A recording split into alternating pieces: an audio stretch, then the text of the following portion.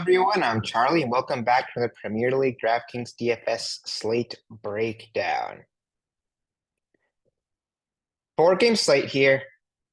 It's a Man City slate. There's similarly to UCL on Wednesday. Man City minus 1,000. We've also got Brighton minus 100, though. Brentford minus 150. Aston Villa minus 100. So they're all kind of similar to the teams other than Man City.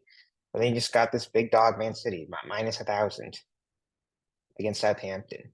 In terms of projected lineups and set pieces for Aston Villa, it should be Tielemans and either McGinn or Digne splitting, potentially Bailey if he's in there too. For Bournemouth, it should be Cook and Tavernier splitting. If there's no Tavernier, it should be Christie. For Brentford Ipswich, it should be Mbeumo and Damsgaard. And then for Ipswich, it should be Leif Davis and Calvin Phillips, probably in like a 75-25 split, I'd say. Leif Davis takes a little bit more than Calvin. Brighton and Wolves. In this team, I expect it to be an Ayari monopoly. We could see Minte back from his injury. We could see Estupinian potentially get the nod at left back, which case would make things a little bit more muddy. I think it'd probably be a split in that case, but I could see either of those guys having monopoly as well. Hinchley also taken a little bit in the past too, so I wouldn't put it past them going back to him. And then for Wolves, it should be mostly Cunha. Maybe Ait-Nouri takes a free kick or two, but it's largely Cunha. Man City, Southampton. In this lineup, with no Gundogan, I expect it to either be mostly Foden or like a Foden Nunez split, maybe. Even Savinho, I could see taking some. Foden had priority over Savinho over their midweek game, but Man City often change, and that is something we have to deal with as it comes. I just like to go off of what they did last game, which is Foden. And I just have a feeling about Nunez, if there's no Gundogan, they kind of liked a split of late, and Nunez would kind of be the only right-footed option I could really see taking here. Oh, sorry, computer. Like, I just feel like that Nunez would take. He's taken in the past, not lately though. I know, but he also just hasn't been playing. So there's that to think about too. I just feel like there's a really good chance that Nunez splits in this lineup. Although if Gundogan starts, that just makes all of this conversation pointless, just because it will be Gundogan for sure if he's starting.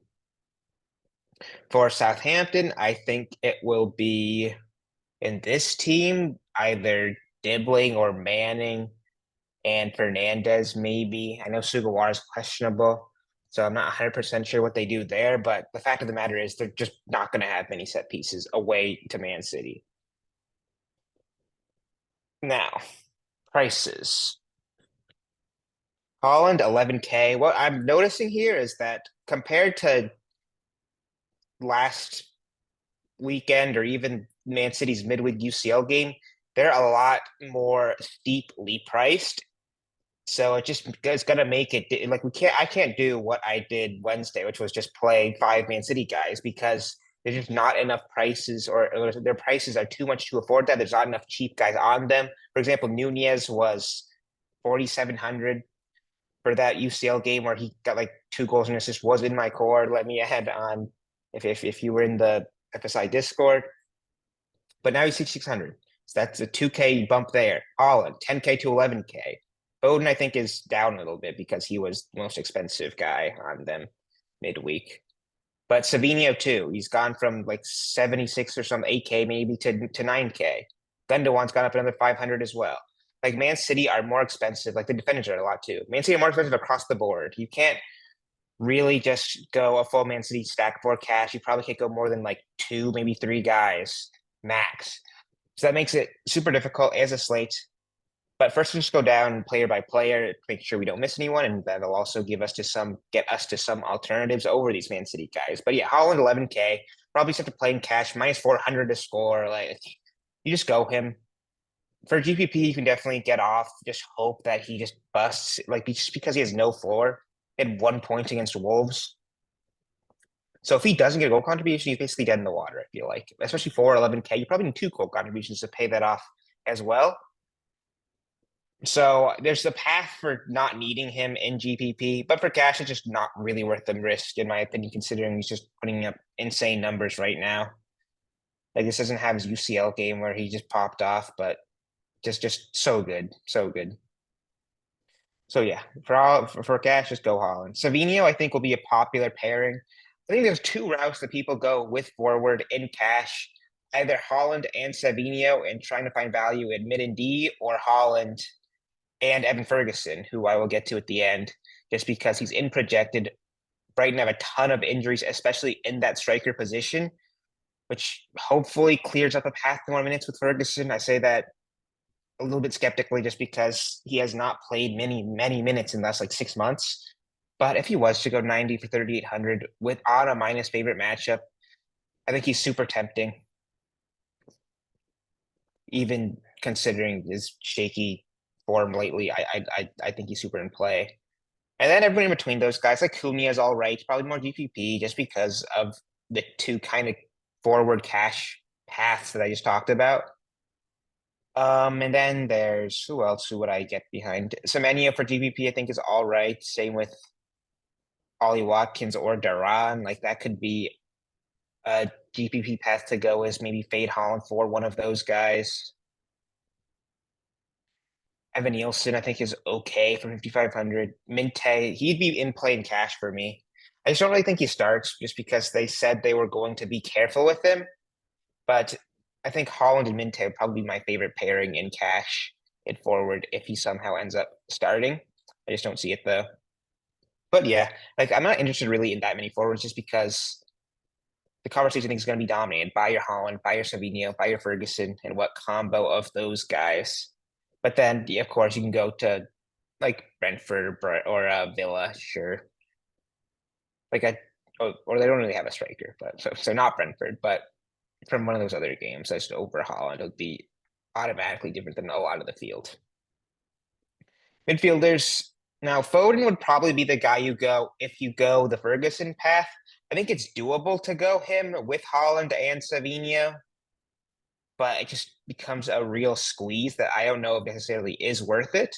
Maybe it will be. I wouldn't fault anyone for doing that combo of guys, but yeah, Foden super in play. I'd be if there's no Gundogan, I think it makes him a lot more tempting to do that just because he has a chance of monopoly potentially, although maybe a slim one.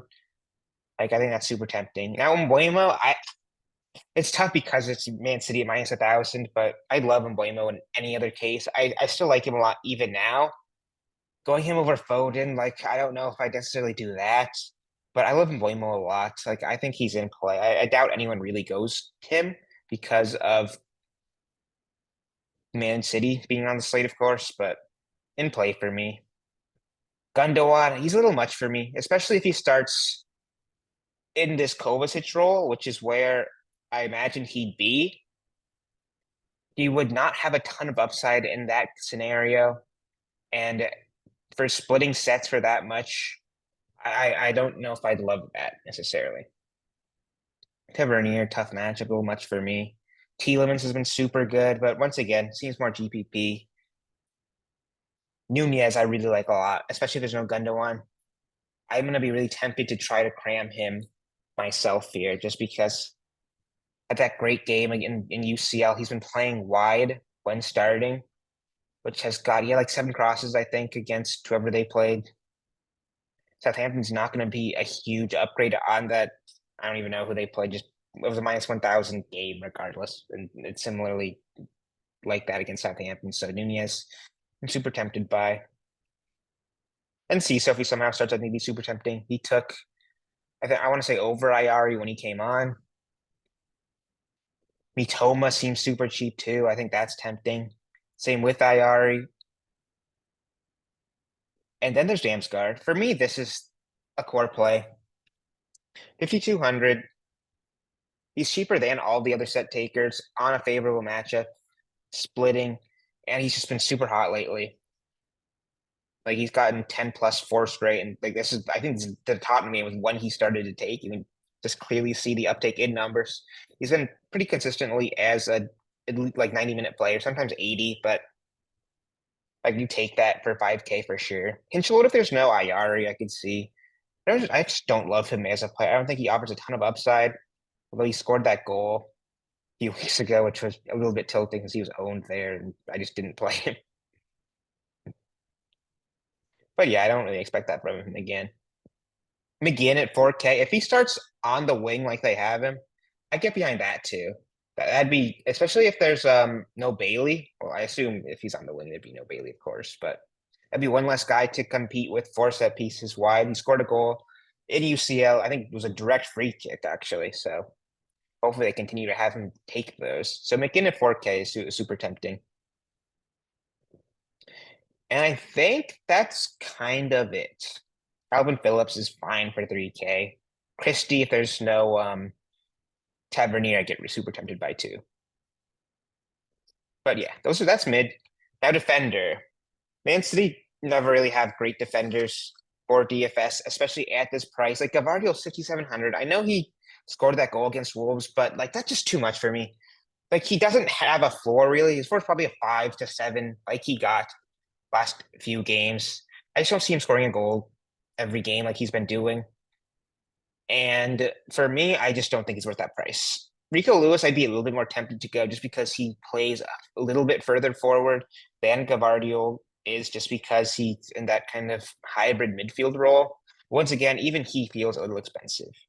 Even Leif Davis, like I love Leif Davis normally on another slate, but because we're having to jam Man City likely for 9, 10K a pop, it makes it really hard to go kind of the balanced route that Leif Davis would be used for.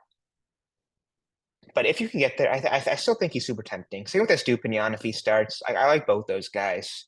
If you can get to them, I just don't think they're priorities anymore because of the nature of City pricing. Then mid range is probably irrelevant again too, just because you're either trying to get up to an Estupian or Davies. I feel like Davis. I feel like, or just gonna punt. And for punts, Matty Cash, I don't think is bad at 4K. Kirk I love a lot at 3K. Ayer, I think, is fine at 3K.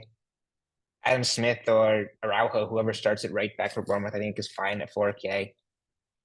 And yeah, those are the kind of guys I see myself going in like your prioritizing Man City attacker builds.